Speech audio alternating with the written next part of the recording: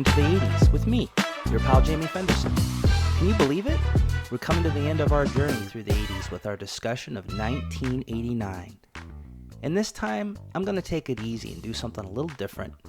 I'm going to talk about just one item from our topics, deep dive into it, and share specific memories about it. So you can't talk about being a kid in 1989 and not talk about Batman. The 1989 Batman movie was directed by Tim Burton and starred Michael Keaton as Batman and Jack Nicholson as the Joker. This was a hugely influential film that still resonates today. So Burton wasn't a big comic book fan, and he intentionally kept away from the kind of campy version of Batman from the 60s TV series. So his darker, gothic version kind of set a new standard for how superhero movies were made and inspired the more serious tone seen in modern superhero films. So the hype around the movie was so massive that 1989 was dubbed the year of Batman. So merchandise sales were like astronomical, with everything from Batman toys to clothing becoming hugely popular. And this is typical of the 1980s because Batman was not a film for kids. So it was rated PG-13 and it earned it. I remember the casting controversy before any images or trailers came out. So when Michael Keaton was announced as Batman, fans were kind of outraged. Because Keaton was known mostly for his comedic roles. And fans didn't believe he could pull off the dark, brooding Bruce Wayne. And Warner Brothers even received over 50,000 protest letters. But later, Keaton's performance was widely praised after the film's release. And it was interesting because Michael Keaton's batsuit was notoriously uncomfortable and rigid, especially the cowl, so he couldn't turn his head, which led to this now famous Batman turn, where he had to turn his whole body to look in a different direction. But this is kind of reminiscent of acting styles in the silent films of the 1910s, 1920s, so it kind of worked for the retro dark noir that it was. And Jack Nicholson is the best Joker and always will be, as far as I'm concerned. And he had a legendary deal for playing the Joker. So the deal was he received a percentage of the film's box office gross, merchandising sales, in addition to a high salary. So it's reported he made around $60 million from the film. And that's $60 million 1989 dollars. So this is one of the most lucrative film deals for an actor at the time. And then the film's music score by Danny Elfman is now iconic. And Elfman initially had little experience scoring large films. But his music for Batman became so successful that it was later used in the awesome Batman the Animated Series, which we have a podcast episode comparing that to X-Men, by the way. You should check it out. But it's a very influential musical score. And the film also had a soundtrack by Prince. And that kind of added a unique touch to the movie's style. So Prince's songs like Bat Dance and Party Man became hits and are still associated with the film's legacy. So I remember 1989, so I was a poor kid, and my brother and I, where we lived, you could collect cans and take them in for their deposit. So we had spent so much, I don't even remember how much time we spent, but we spent time collecting cans for money. And we got enough to take my mom and grandma to see Batman at the drive-in. Do you guys remember drive-ins? Yeah, they had a drive-in not too far from where we were. I don't know if they have those anymore, but we went to the drive-in and we were big ballers. We're like, ladies, we're going to treat you tonight to a drive-in movie, including some concessions. So my brother was in the car with my mom and I was in a car with my grandma. And I think she was pretty amused of how cool I thought Batman was. I could see her looking over at me every once in a while like, yeah, you like this, don't you? But I was equally as amused because it was a double feature. They had double features at drive-ins back then. And the Naked Gun played after. My grandma was just cracking up. And I was just as amused with her and how funny she thought the Naked Gun was. Yeah, that's it. That's a good memory. I miss drive-ins. I miss double features. I miss 80s movies vibes. And Batman was huge. We have a podcast all about Tim Burton, where we explore Tim Burton and Batman. So check it out. Now let's move from the big screen to the small screen and talk about another culturally significant media property, The Simpsons. So The Simpsons debuted as a half-hour primetime show on December 17th, 1989 on Fox. The first episode was a Christmas special. I forgot that. It was titled Simpsons Roasting on an Open Fire. And the show holds the title for the longest running American primetime scripted TV show today and has aired over 700 episodes across more than 30 seasons. Can you believe that? The Simpsons became the first animated show to win a prestigious Peabody Award in 1996 for its satire and cultural impact. And it's well deserved because it's probably the best satire of American culture that exists and has been hugely influential in future primetime animated shows. And if you don't know what a Peabody Award is, like I didn't, you can check out our episode about the 1992 Peabody Awards, and you can figure out, along with me, what the Peabody Awards were all about. And it may seem a bit tame now compared to like South Park and Family Guy, but I remember at the time it was controversial. So my grandma was convinced The Simpsons was from the devil, and so a lot of it was Bart became kind of a symbol of rebellion, which worried parents and teachers. So he had catchphrases like "Eat my shorts" and "I'm Bart Simpson. Who the hell are you?" And that led to concerns that he was a bad role model for children. And maybe he was. It's possible. The show's sharp satire on politics, religion, and family dynamics, it's often really pushed boundaries at the time. And The Simpsons critique figures of authority like politicians and religious leaders and corporate bosses, which led to kind of a backlash from conservative and religious groups at the time. I always admired the look and feel of The Simpsons, and I find it somewhat comforting even today. So creator Matt Groening chose to make The Simpsons yellow and kind of yellow color to grab viewers' attention while channel surfing. So these bright, distinctive colors made the family kind of stand out on TV screens, and it definitely worked. I think the whole color palette of The Simpsons is its own thing. So good job, Matt. And the show is known for its impact on popular culture.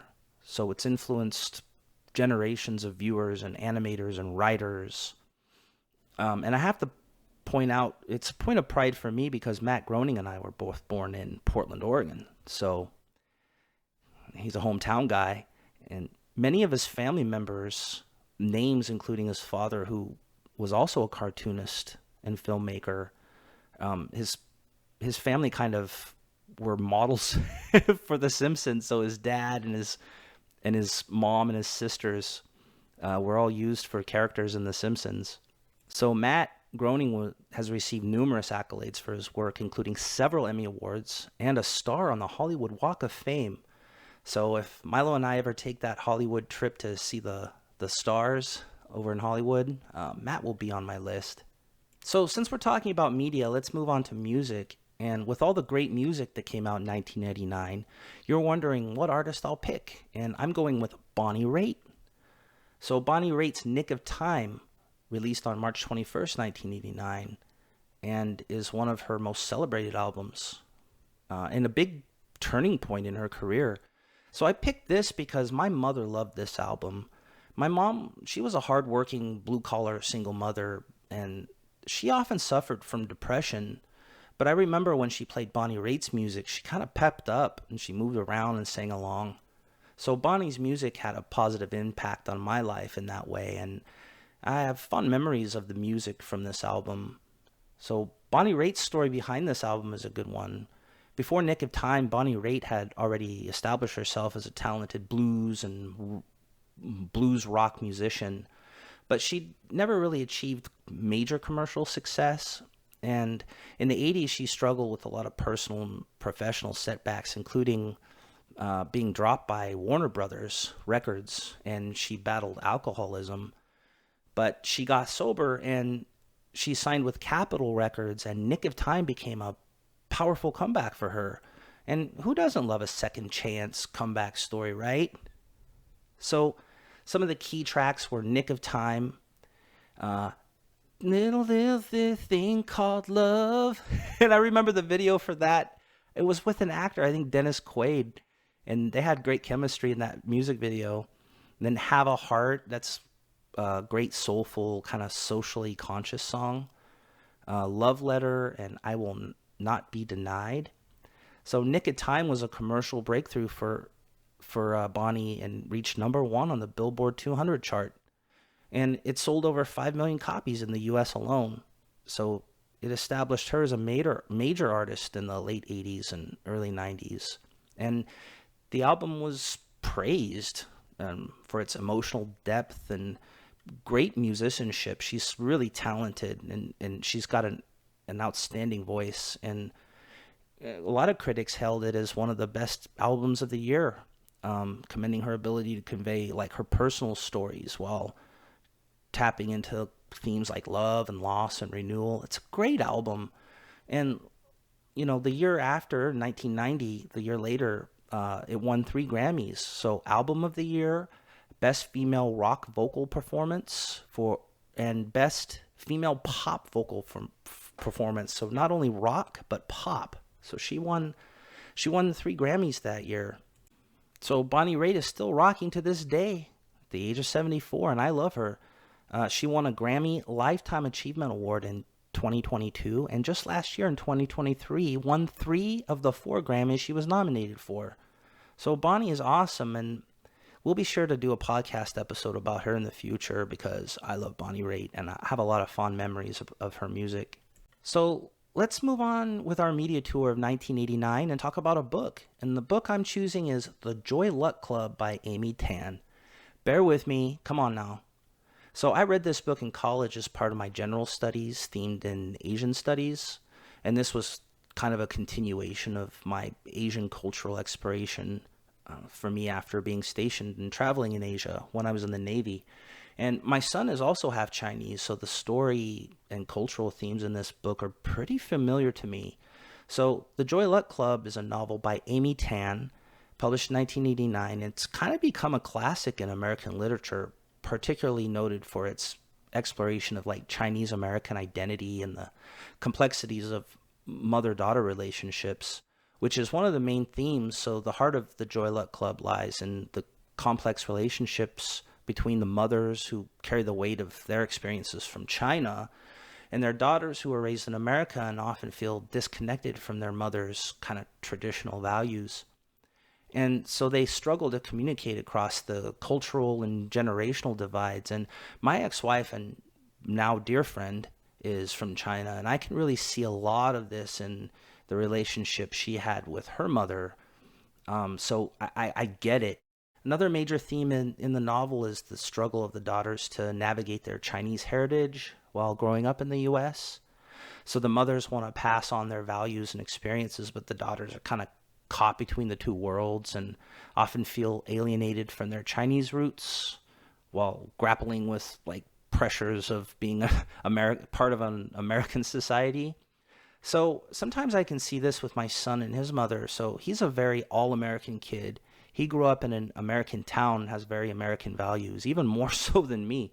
And sometimes he conflicts with his mother and her kind of Chinese roots and values. But overall, I think this tension has made him a more rounded young man, and I think ultimately it's been good for him. And then another theme of the book is the immigrant experience. So the book kind of paints this picture of the immigrant experience, especially like the sacrifices the mothers made when they left China and the difficulties they faced adapting to American life. So the stories of the mothers' lives in China are filled with like hardship and loss and resilience, which contrast with the kind of the daughter's struggles with acceptance in America. So I get this from the hardship my son's mom has been through in China back when it was poor and things were hard. We think China is kind of wealthy now, but back then it was poor and hard. So she's an immigrant and has worked hard to succeed in this country, and by almost every measure has done so. So this book, you say what you will about, I'm a dude, I shouldn't be reading this, but I think it's a good book, and it speaks to me in a lot of ways. So now let's move on to something fun and talk about Nintendo's release of the Game Boy. The Game Boy was awesome. Oh my God, portable gaming? Wow! The Game Boy is first released in Japan in April 1989, and then later in America in July. And upon its release, the Game Boy was about 90 bucks in the US, which is pretty competitive for like a handheld system at the time. And there was initial skepticism because it was like monochrome screen and 8-bit graphics, but the Game Boy became an instant hit because it was portable and simple and had a stellar lineup of games, including Tetris. So it came with Tetris, and this was an addictive puzzle game, and it was bundled with the Game Boy at the launch. So you'd get that along with the Game Boy if you bought it, which I think contributed to its success. So Tetris it's easy to learn, but it's kind of hard to master.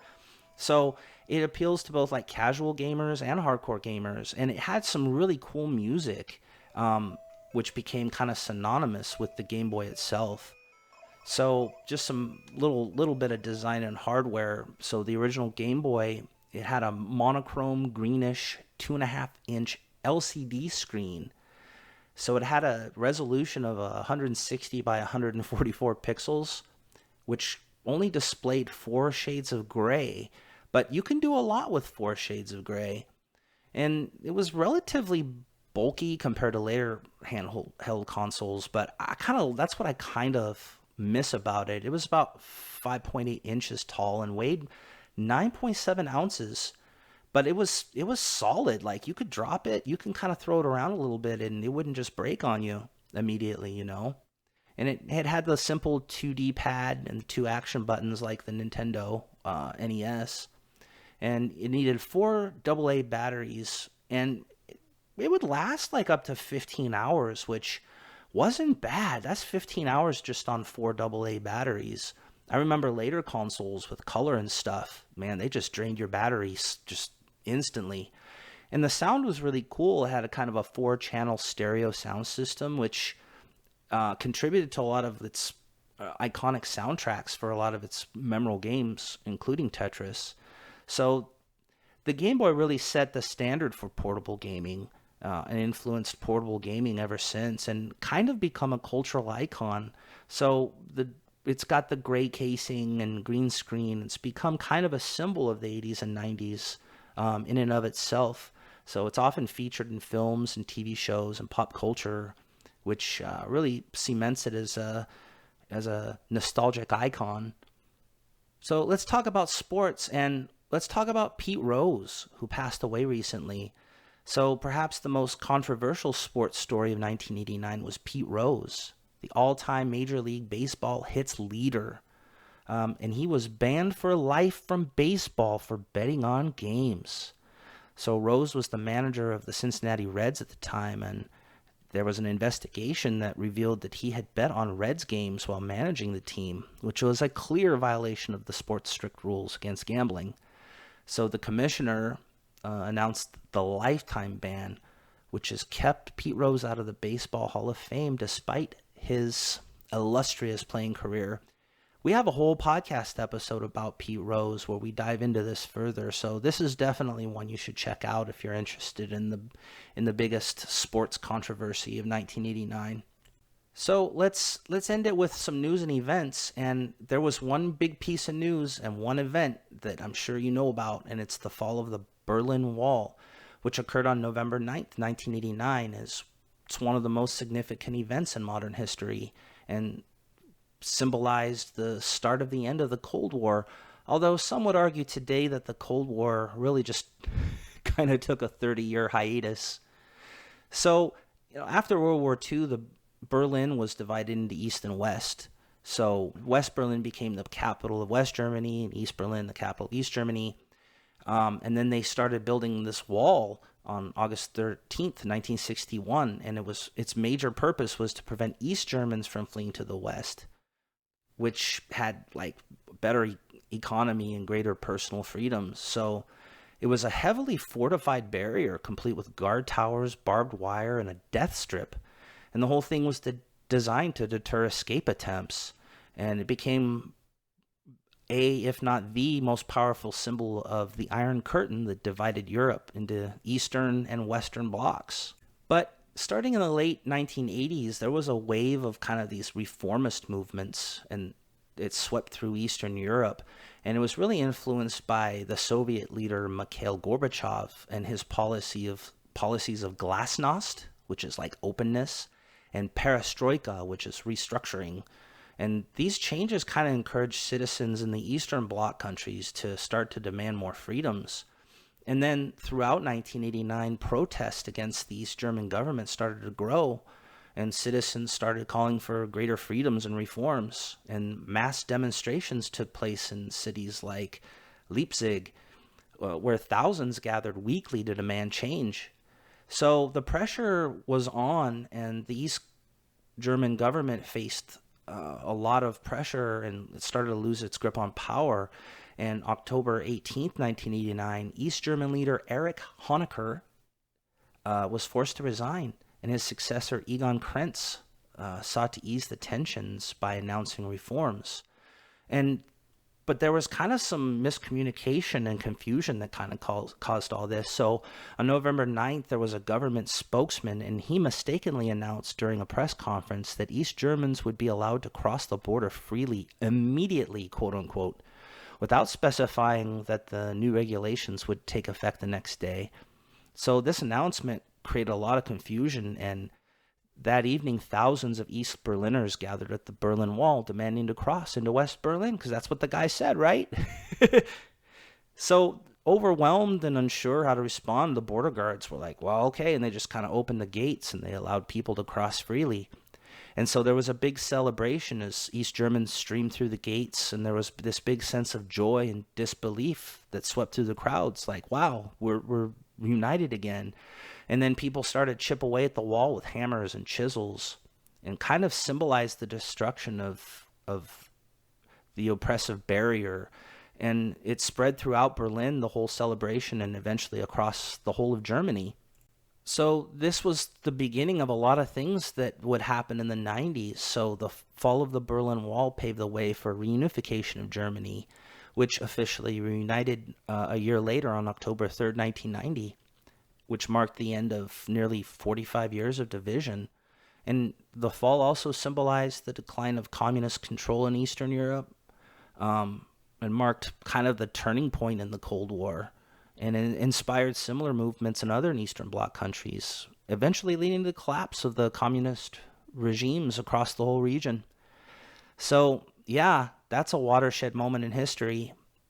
It's a triumph of democracy, and it shows like a desire for freedom, right? People want to be free. So yeah, since then, a lot of those countries that were under this rule became NATO members. And now you see kind of Russia's like kind of last attempt, I guess, to make it the way it was, which I don't think will work. But yeah, this is crazy, right? So yeah, the Berlin Wall, it's become a powerful symbol of freedom and the desire for people to overcome oppression, and remains a reminder of the importance of democracy and that people want to be free, right? So it's very culturally significant, and anniversaries of the wall's fall are commemorated annually across Germany.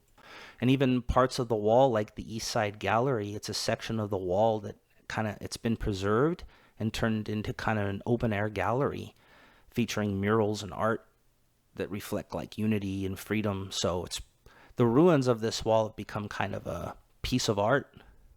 So yeah, I don't know if I knew how big the fall of the Berlin Wall would be at that time. If you're a kid in 1989, you're seeing all this stuff going on. You don't necessarily understand the future impact of it. But yeah, I was there. I was watching it on the news. So there you have it, the 80s. Thanks for hanging out with me on this 10-part series where we explored the fascinating decade that was the 1980s. Are you sad it's over? Don't cry. Don't be. Head over to the 80sand90s.com, where there's loads of content about the 80s and 90s, more than you could possibly consume. And be sure to check out our podcast, The 80s and 90s Uncensored, where we bring you your weekly dose of 80s and 90s nostalgia every Monday to keep your Mondays cool, to keep them from sucking too bad, you know what I'm saying? And then have a look at our reviews of under the radar films from the era on the 80s and 90s overlooked YouTube channel. And with that, I'm out of here like Jack Nicholson's Joker, falling to his demise from a helicopter ladder, but laughing the whole way down. Tell me something, my friend. You ever dance with the devil in the pale moonlight? What? I always ask that of all my prey.